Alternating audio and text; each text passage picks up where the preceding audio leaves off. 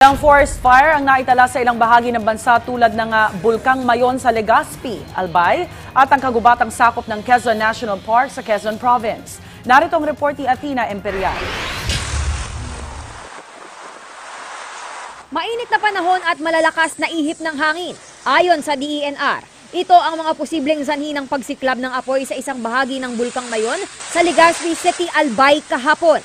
Dahil sa sunog, napuno ng usok ang malaking bahagi ng bulkan. Pagka ganito, masyado mainit ang panahon, tapos may kasama pang hangin.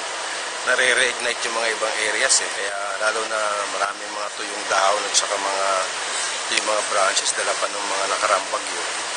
Kaya madaling sumiklab at lumaki uli yung apoy Wala naman daw dapat ipangamba dahil wala namang mga residenteng naninirahan malapit sa nasusunog na bahagi ng bulkan. Nitong Sabado naman, sumiklab din ang sunog sa bahagi ng Mount Isarog sa Calabanga, Camarines Sur. Nahirapan sa pag-apula nito ang mga bombero dahil malayo ang bahaging ito ng gubat. Tinatayang nasa 30 ektarya ang napinsala sa sunog. Sa kalapit na lalawigan ng Quezon, may sunog ding naganap sa bahagi ng kagubatang sakop ng Quezon National Park. Aabot sa 3 ektarya ang apektado. Mano-mano ang ginagawang pag-apula sa apoy ng mga bombero at tauhan ng DENR. Paakyat kasi ang lugar kaya hindi ito maabot ng mga fire truck.